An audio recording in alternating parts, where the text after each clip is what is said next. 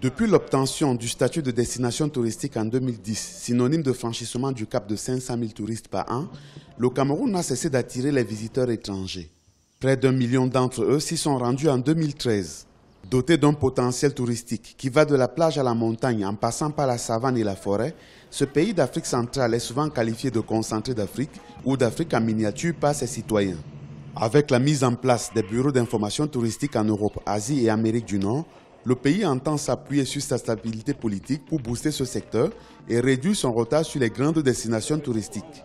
Le Cameroun est une destination qui est de plus en plus demandée, étant donné que d'autres pays, à cause des problèmes de sécurité, n'est-ce pas, battent de l'aile.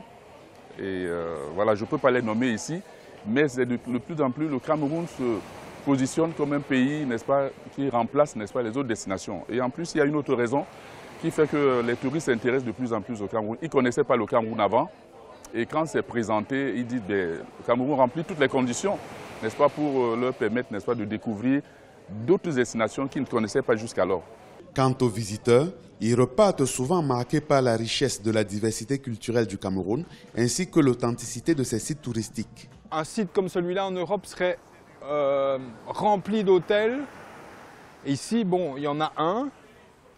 C'est tout. Et donc là, on cherche ça, nous, en tant qu'Européens, à avoir des beaux sites, mais qui ne sont pas remplis, pas infestés d'exploitation touristique.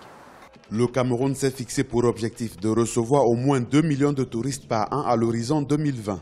Malgré les efforts des pouvoirs publics accompagnés par le secteur privé, le tourisme camerounais souffre encore de l'enclavement de ses sites ainsi que des tracasseries policières et douanières dans ses aéroports. Ce secteur d'activité compte plus de 9 000 entreprises pour près de 60 000 emplois. En 2013, il a généré plus de 180 milliards de francs CFA.